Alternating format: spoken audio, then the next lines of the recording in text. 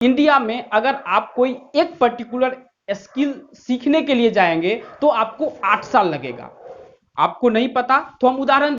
दोस्तों आज हम बात करेंगे कि क्या भारत चीन की बराबरी कर पाएगा या नहीं कर पाएगा या कब कर पाएगा। इसको हम स्टेप बाय स्टेप समझाने का कोशिश आपको कर रहे हैं। पहला जो सवाल है वो हमारी अर्थव्यवस्था चीन से बराबरी कर पाएगी या नहीं कर पाएगी। दूसरा है आखिर क्यों हम चीन के पीछे नहीं छोड़ पा रहे हैं। और तीसरा है चीन कैसे भारत से आगे निकल रहा है। और चौथा है क्या हम इसकी बराबरी कर पाएंगे या नहीं कर पाएंगे। दोस्तों अगर आप एक इंडियन हैं, अगर आप एक देशभक्त हैं तो आप इस वीडियो को मत देखें, आप इसे स्किप कर दें। अगर आपके पास साहस है तो ही इस वीडियो को देखें, अदरवाइज इस वीडियो को नहीं देखें। 1975 ईस्वी के पहले भारत का जो प्रति व्यक्ति आय था उससे कई गुना कम चाइना के प्रति व्यक्ति आय था। आखिर उसके बाद उसके अर्थव्यवस्था में क्या भूचाल आया जिससे 1978 के बाद उसका अर्थव्यवस्था बदल गया। दोस्तों 18 दिसंबर 1978 के बाद चाइना में एक आदमी का जन्म होता है जिनका नाम है डेंग शॉपिंग। दोस्तों इन्होंने क्या किया कि उसके अर्थव्यवस्था को इस तरह से चलाया कि इंडिया के आदमी उसे सोच भी नहीं सकते हैं। अब हम उसे डिवाइड करके बताते हैं। पहला जो दोस्तों आप देख रहे हैं, क्योंकि जब भी कोई कंपनी अगर आपके देश में आएगी यानी कि इंडिया में आएगी या चाइना में जाएगी तो सबसे पहले उसे क्या चाहिए, तो भूमि चाहिए, लैंड चाहिए। 1978 के बाद, क्योंकि हमारा जो देश है वो एक लोकतांत्रिक देश है। अब 1978 के बाद क्या हुआ कि वहां पे अगर चाइना में किसी आदमी को जमीन चाहिए फैक्ट्री लगाने के लिए तो उसे इजी वे में मिल जाएगा।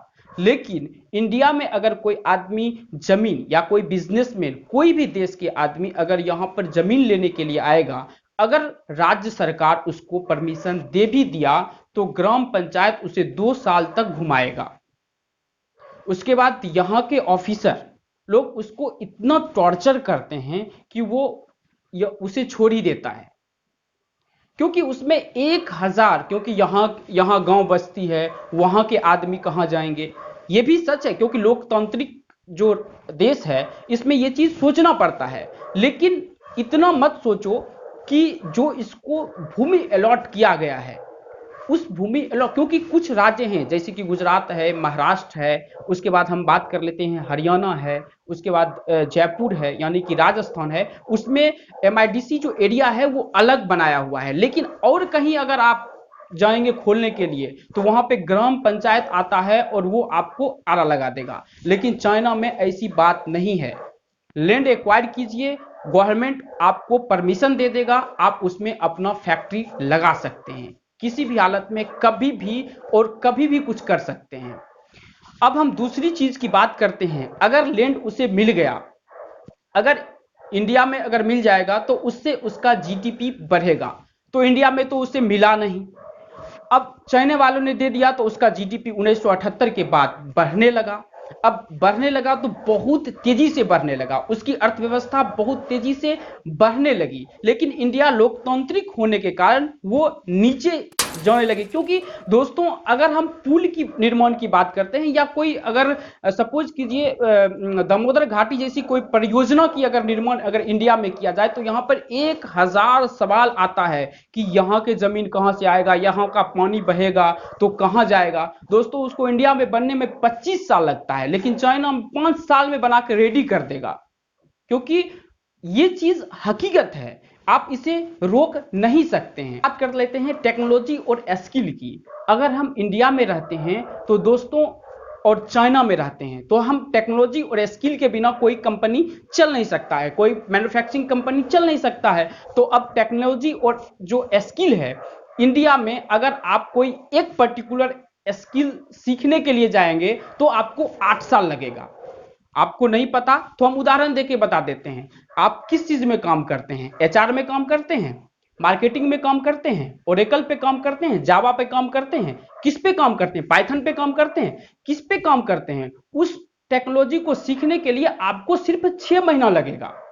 अगर पर्टिकुलर उसका पढ़ाई अगर आप पढ़ते हैं तो सिर्फ 6 महीना लगेगा, लेकिन इंडिया में अगर आप पढ़ने के लिए जाएंगे तो पहले 10+2 करो, ग्रेजुएशन करो, फिर कैट करो, मैट करो, आईआईटी करो, बीटेक करो, एमटेक करो, एमसीए, सब डिग्री आपको ले देगा। लेकिन चाइना में ऐसी बातें नहीं है, पर्टिकुलर एक स्किल आपको डेवलप किया जाता है और उसी स्किल पे आप काम करो और उसी स्किल पे आप रहो। अगर हम बात करते हैं, आप ये सवाल पूछ सकते हैं कि वो दूसरे चीज पे स्विच हो सकता है जो 8 साल लगाया है। दोस्तों, अगर वो दूसरे चीज पे स्विच हो सकता है तो 2 महीना में जो अनस्किल्ड लेबर है वो भी 2 महीना में ट्रेनिंग लेकर दूसरे प्रोजेक्ट पर स्विच कर सकता है। तो सबसे पहले यहाँ की जो सरकार है वो स्किल पे काम करे, टेक्नोलॉजी पे काम करे। अब हम बात कर लेते हैं इसके साथ साथ, क्योंकि इसमें एजुकेशन सिस्टम का भी बहुत बड़ा योगदान है दोस्तों, आप इसे नहीं समझते हैं। और अगर आप देश प्रेमी हैं या नहीं हैं तो आप इस चीज को आपको समझना पड़ेगा कि हमारे देश का जो एक छोटा सा गांव लेते हैं, अगर गांव का एक जो टीचर है दोस्तों वो एक साइकिल से घूम रहा है, और उसी गांव की अगर हम मुखिया की बात करते हैं तो वो एक एसयूवी कार में घूमता है। अब हमारे देश की एजुकेशन सिस्टम कैसा है आप समझ लीजिए।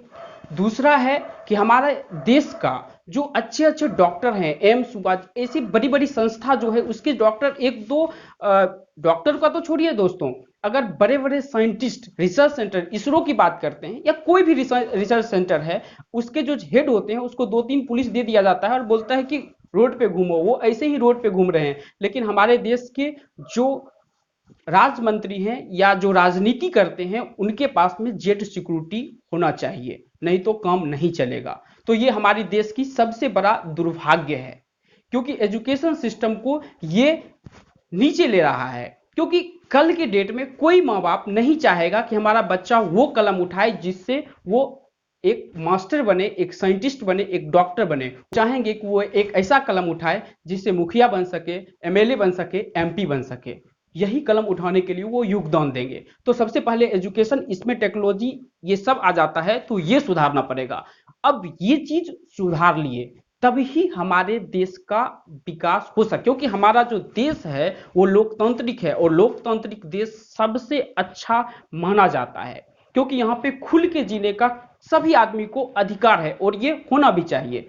अब इसमें कुछ चीज का जब तक बदलाव नहीं लाया जाएगा तब तक इसका विकास नहीं हो सकता है। दोस्तों, आपको अपने सोच को बदलना पड़ेगा, और अगर आप सोच बदल लेंगे तो ऑटोमेटिक इस देश का भविष्य बदल सकता है। अगर आप इस वीडियो से सहमत हैं तो इसे लाइक कर लें, इस चैनल को सब्सक्राइब कर लें और बेल आइकन को दबा लें। हम मिलते हैं आपसे एक नए वीडियो में। धन्यवाद। मंजिल जितनी बड़ी होगी संघर्ष उतना ही बड़ा होगा।